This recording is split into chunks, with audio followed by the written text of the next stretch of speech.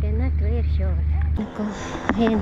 Before you, dito na kami. Okay. Next time, come in. You will I saw the one of next time. It's very long. Oh. Maybe not next time. Tapos ng misa, guys. Pauwi na kami. Nagbasa ulit si ate. Hindi ko na binidyohan. Oh, bye-bye.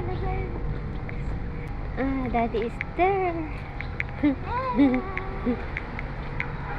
Yan, sinundo kami ni Daddy. I think it was like the other one. Ayan. Ayan, pauwi na kami, guys.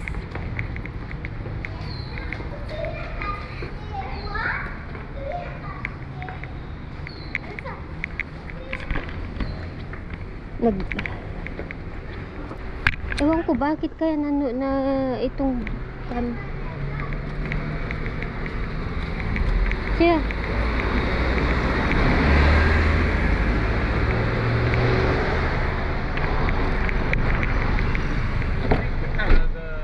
كعب بابا مش هيدي الصفر بويس. ها؟ What? هيدي مش Yeah, the for Charbel, he gave it. شربة؟ The for boys hand. Yeah. Yeah, how are you? God bless you. Yeah. Dito na kami sa bahay. Breakfast. Ngayon pa lang ako kakain. Tingnan niyo mag-aama. Nag-aayos ng sasakyan.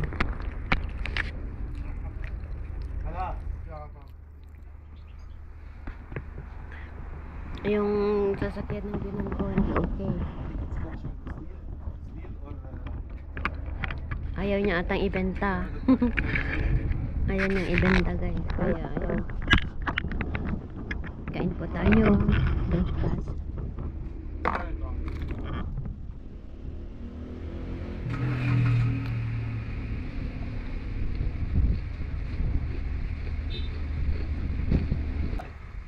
Ay, hindi umandar.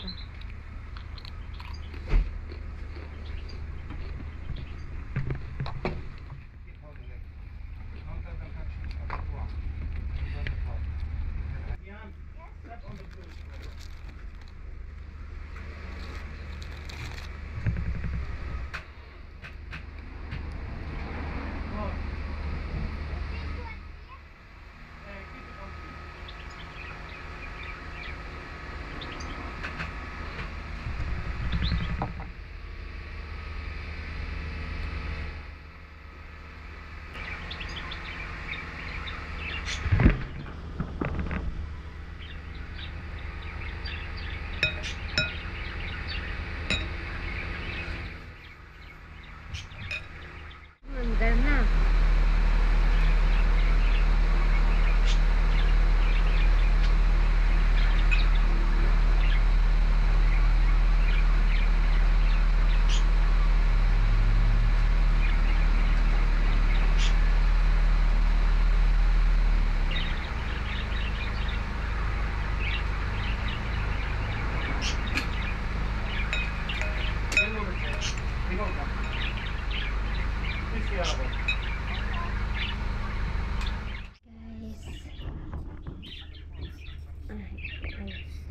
Barbecue na kami dito. May kausap pala si Mr. So, i-prepare na natin itong food.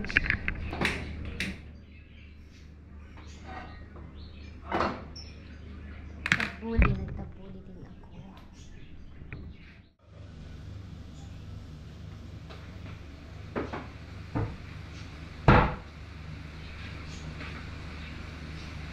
Kain po tayo, tabuli.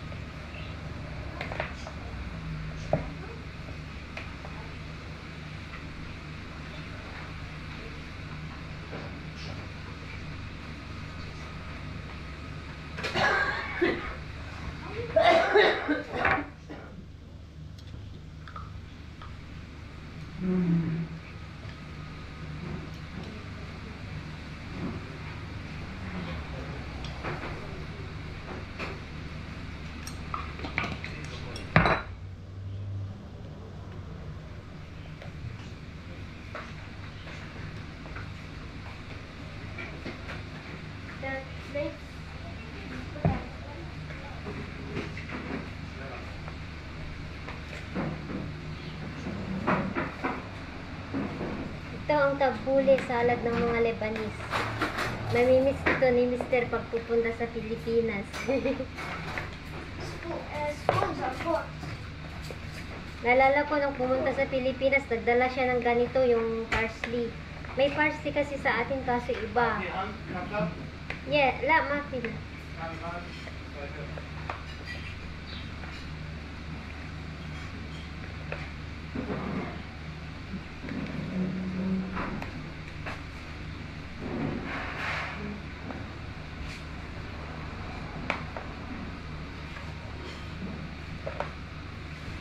Give a spoon if try it. Anna.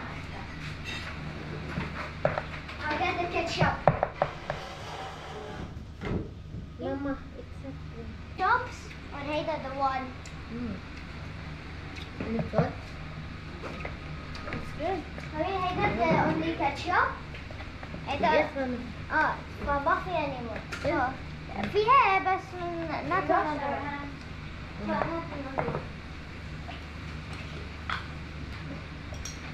Nung nililigawan ako ni Mr. Sabi niya, marunong ka ba gumawa ng tabule? Unang tanong niya, do you know how to make tabule? Oh my God. No, when you are escorting me, the first thing you ask, do you know how to make tabule? Yes. If not, I will not marry you, sabi niya sa akin. He will not marry me. Take her tabule. If I don't know how to make tabule, my God. Thank God, alam ko marunong ako. Do you know how to make tabule? What if no? You still marry me, ah? You don't marry me, ah? شو هم؟ شو هم؟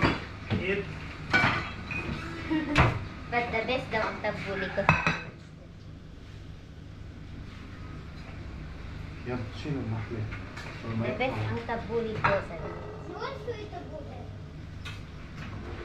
Because we are going to have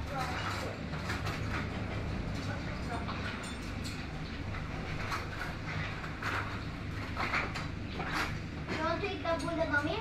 Yeah, sure, mami. May tabule. That's the whole family. Kapag ako ang gagawa ng tabule, gusto ko. Pero pag iba, hindi ko siya, ano.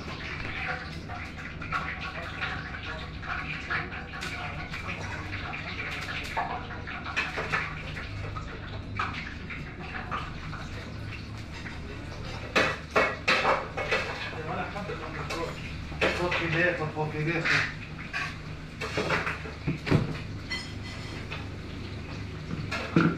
Like something here. Yan, kain na po tayo ng lunch.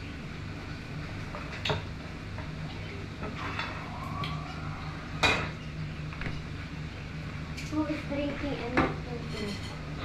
Where's the other? Where's the Here, other? one here. Sure. No, you can find it then.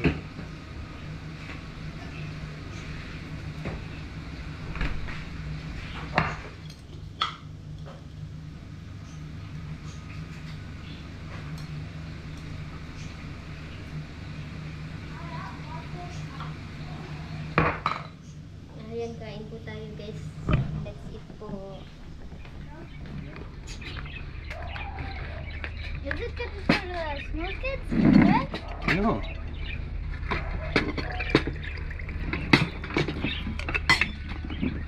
Okay.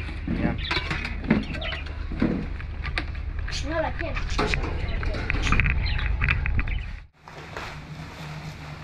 Kain siya sa lettuce. Ganito siya. Anuhin. Yung ganito. Tapos lagyan mo yung badunis dito. Ay yung parsley. Ang tawag ito, tabule. Tapos kainin mo siya. Parang tacos.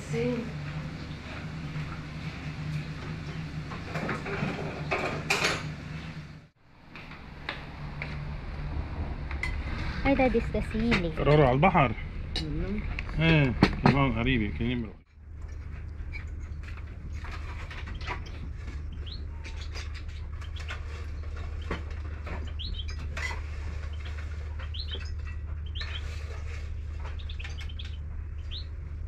حكي يا خشير حبيت اسأله.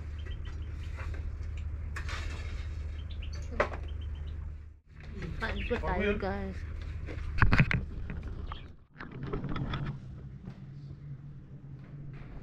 Hi guys. Katatapos lang namin kumain and naghuhugas ako. Si siya yung nagtutupi ng damit. Si Mr. doon nanonood ng news. Kasi may sasabihin ako sa inyo. Kanina sabi ni Mr. habang kumakain kami, tinurn off ko tong camera kasi ang pinag-uusapan is about sa news na kagabi daw. Kagabi may news guys na na alam nyo, isarado ko ito kasi natutulog ang binan ko, ingay ko.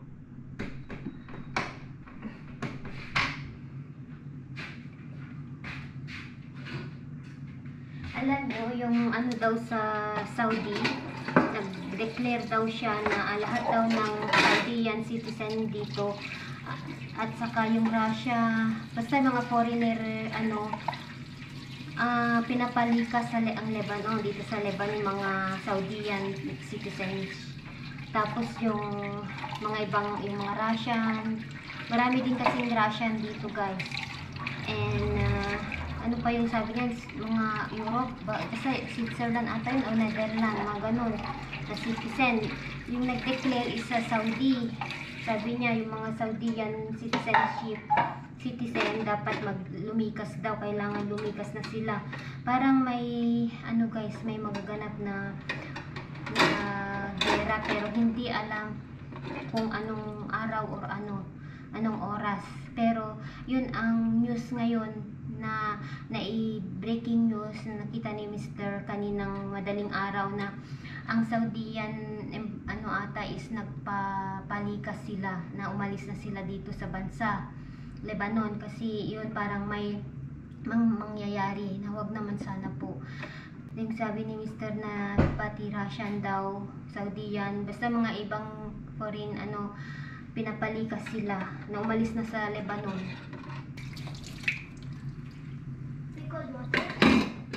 No, wait, I will put. Ayan.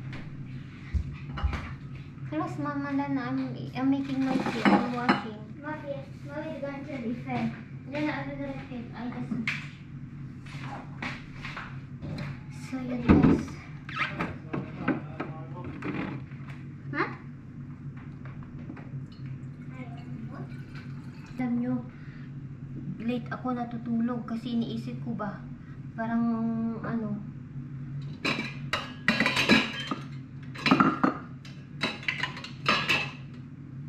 kaya laki-laki na mga ibag ko.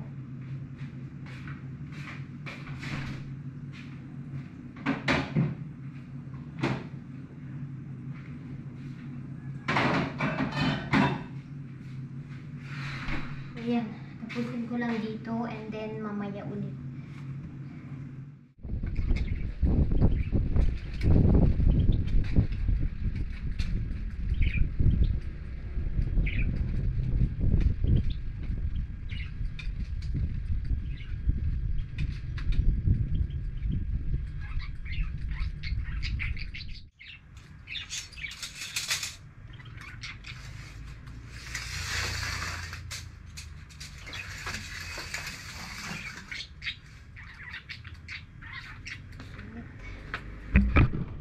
Sarap maligo.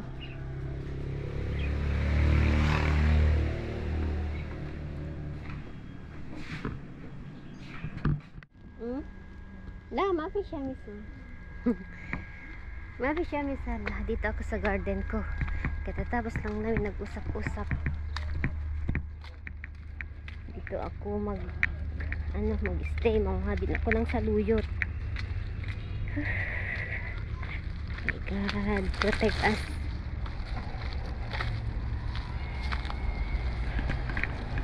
Andito rin yung dalawa kong alaga.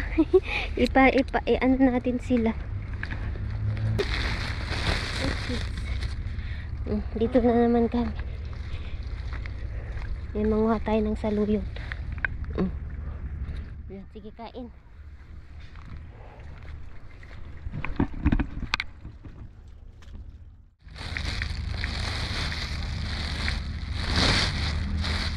Kukunin natin ang mga ito guys.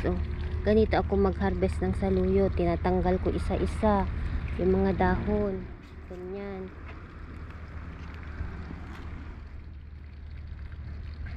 Tapos store ko siya for winter.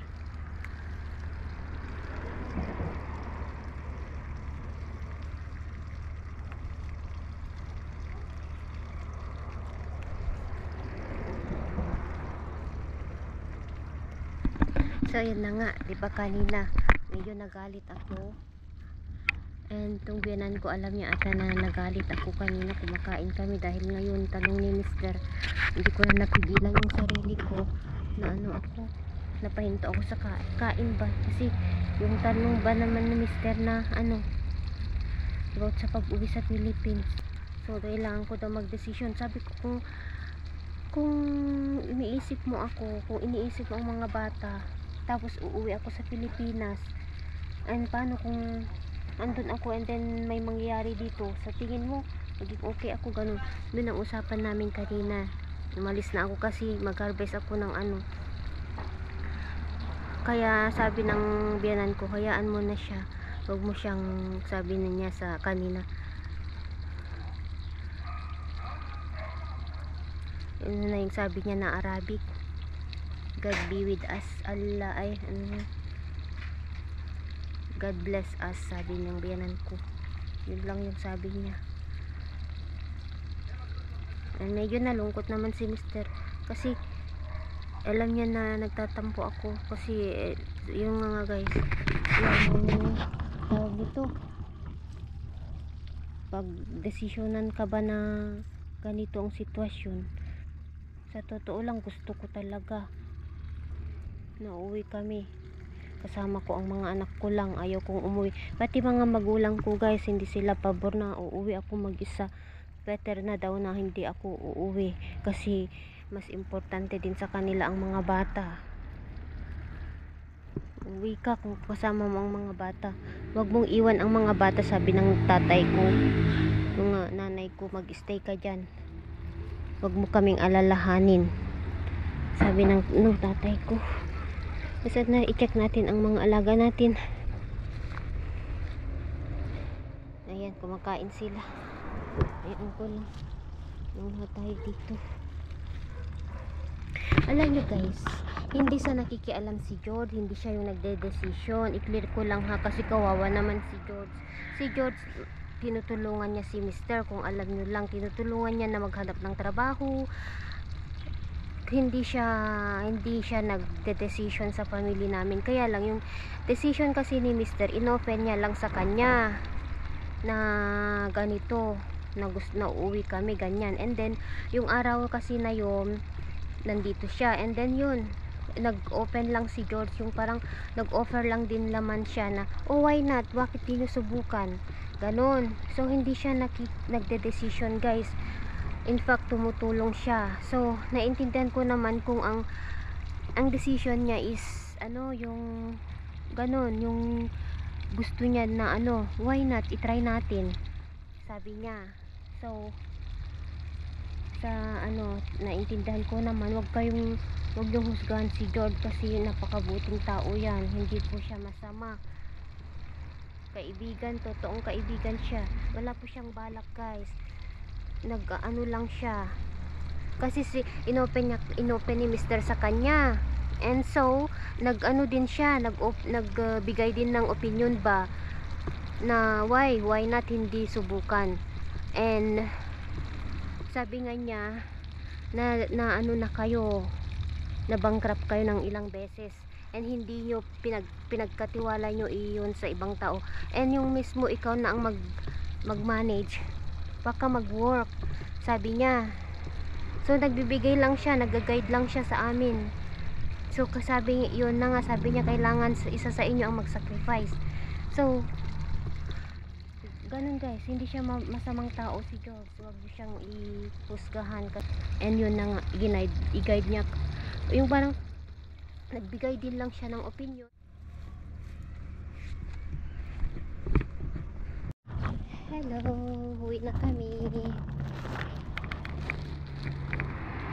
Nakakuha na ako ng saluyot.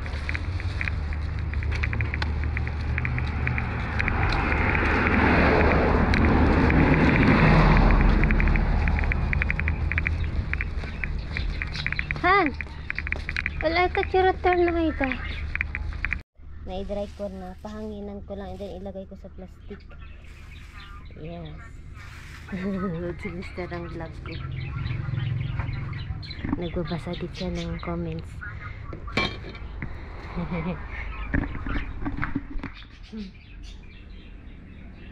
Nanonood siya. Nagbabasa siya ng comments. Nagbabasa ng comments si Mr. Yung mga comment you guys. Para sana maliwanagan siya.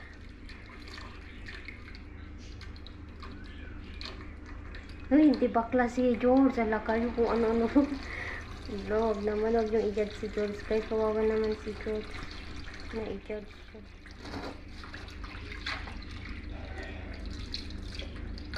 Yan yung nakuha ko. Hugasan ko ulit and then i-dry ko. Yung iba nasa ref na. Dalawang option ang ginamit ko. Dry and then yung fresh. Nilagay ko sa freezer. Tignan niyo ang asawa ko. Nagbabasa siya ng mga comments niyo guys. Pasilip ko sa inyo.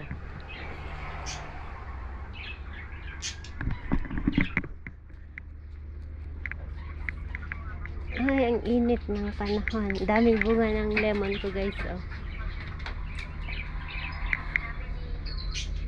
Hala, ano kaya ito? Ano ito? Ay, ano to?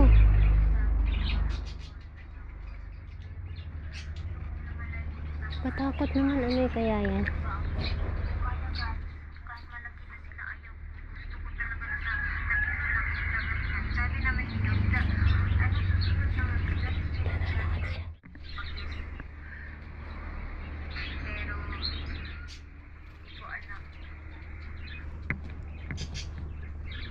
What are you doing?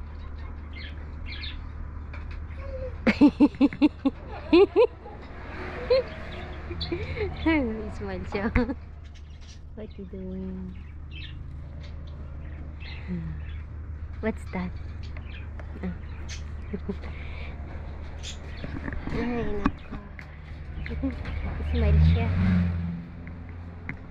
Nagbabasa ng comments nyo guys. Si Mr. Inopen niya kasi yung channel namin.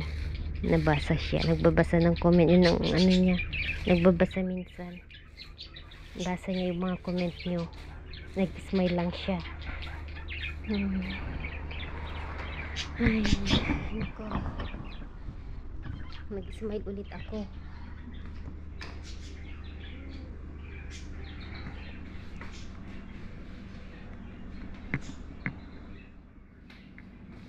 Sister talaga. Tinanong ko siya, anong ginagawa mo? Galing kasi ako sa garden. Nagbabasa ng comment pala. Yung mga comments nyo guys, thank you. Kasi kanina, di ba, nagalit ako. Yung alam niyo, kumakain kami. And then, magdesisyon ka na ganun ba na nagulat ako, kumakain kami din na nagalit ako. Na ano ako ba, yung parang nasakot ko siya. Ganun siya, pag alam niya nagalit ako, hindi yan, hindi niya ako pinapatulan. Pero pag ako ang galit, ay siya ang galit, ang tawag ito? Pag siya ang galit, papatulan ko. Ay, nako. Diyos ko sana maano siya. May idea siya sa mga comment nyo ba. Sabi niya, what are you doing? Sabi ko, nagbabasa daw siya ng mga comments. Okay. Huh? Machine.